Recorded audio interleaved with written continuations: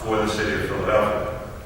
Free speech in a vibrant city is a real issue, and at times it's a real challenge.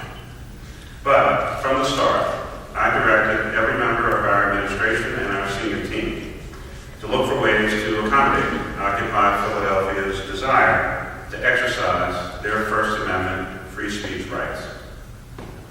In the city of brotherly love and sisterly affection, the birthplace of our American democracy, where fundamental rights as free Americans were secured, there should be no other response.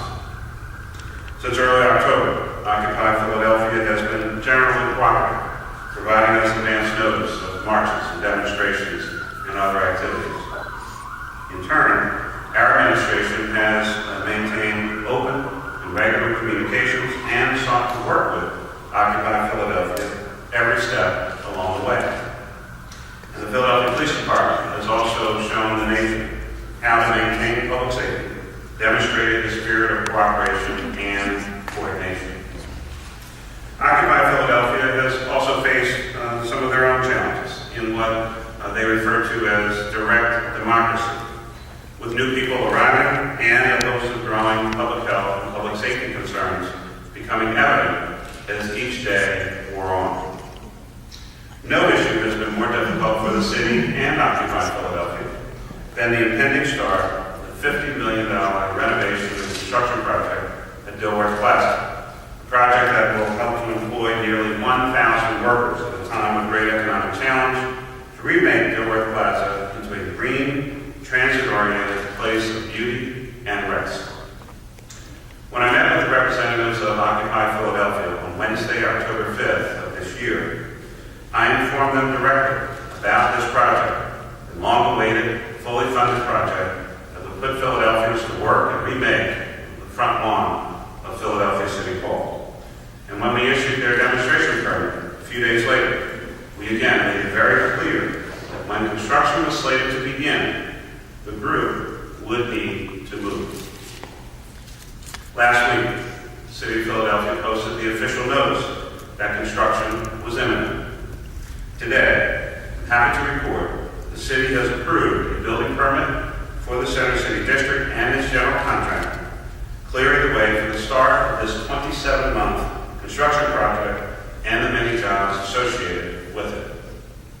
And so now, I'm also announcing that as of 5 p.m. today, everyone now who can on Dilworth Plaza has 48 hours to remove their possessions and themselves from the project site. That site will be fenced for the construction project and for the public safety starting sometime next week. Let me repeat this one more time. This announcement today serves as the promised 48-hour notice to all those who are encamped on Dilworth Plaza that you must remove all of your possessions and yourself from that location within the next 48 hours as of 5 p.m. today. But we have another announcement. We're also very, very pleased to announce that the city has come to an agreement on a new demonstration permit with Occupy Philadelphia Reasonable Solutions for the use of Thomas Paine Plaza, which is the east side of the Municipal Services Building. And that demonstration permit starts on Monday, November 28th at 9 a.m. You'll recall that this group and the Occupy Philadelphia Legal Collective separately submitted permit applications to move the existing encampment to the MSB Plaza.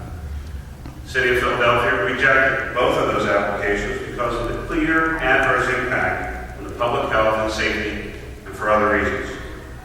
As I've noted many times in a variety of press announcements, we cannot allow the current conditions at Dilworth Plaza, including the massing of tents and 24-hour-a-day camping, to continue.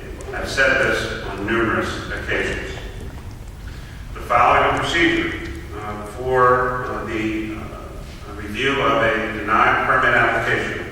The managing director has the authority to affirm, modify, or reverse the denial of a permit.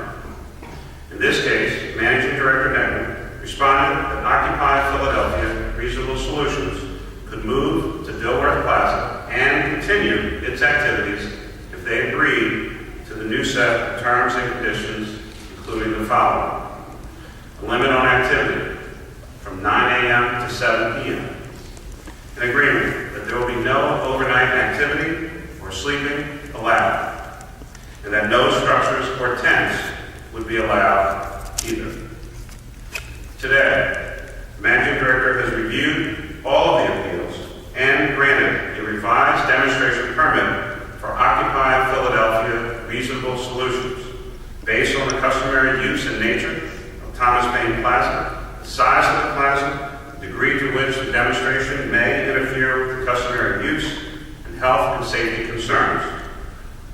These restrictions, the restrictions include the following: Occupy Philadelphia Reasonable Solutions may begin its demonstration and exercise their free speech rights on Monday, November 28th. The permit runs to December 28th and can be renewed upon application for 30-day periods of time.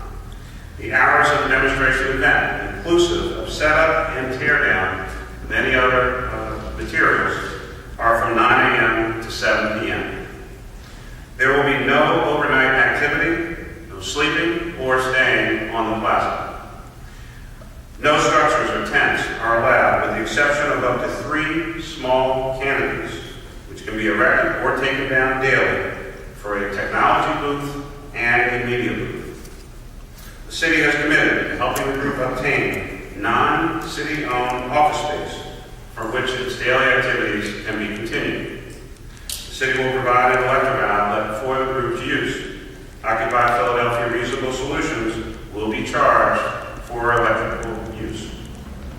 The people associated with Occupy Philadelphia Reasonable Solutions have been at Dilworth Plaza from day one.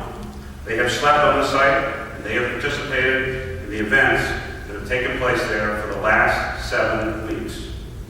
They are not, and never were, trying to stop the Dilworth Plaza construction project, a beautiful remake of the plaza built by the 99% for the 99%. In its appeal of the city's rejection of its permit application, the group said it wanted to continue its citizen action and lobbying activity. Occupy Philadelphia Reasonable Solutions wants economic and social justice for the less fortunate in this great nation of ours. That is something that I and my administration fight for every day. They are concerned about corporate influence over the government and the political process. That is something I share a concern about myself. They want to revitalize the American dream and eliminate corruption. I, too, have been dedicated to those goals. And they want to help local communities solve issues facing them while beautifying our great city. I am dedicated to zoning reform, stronger community organizations, and a cleaner Philadelphia. In short, Occupy Philadelphia Reasonable Solutions is making an effort to link its serious goals of national renewal to local conditions. They understand that the conditions on Dilworth Plaza can't be replicated somewhere else, and they are aware of the growing fiscal impact this movement has had on our city taxpayers. I am pleased that we've been able to work through our mutual issues and get to this moment. I look forward to working with this movement where possible, because they, like I, are committed to a safer, smarter, and more sustainable city with prosperity for the 99%. In fact, we are now engaged in a conversation with Occupy Philadelphia Reasonable Solutions about a series of joint service projects, including neighborhood cleanups and a mural arts project that Occupy Philadelphia Reasonable Solutions and the city might be able to carry out together later on. With that, I'd be pleased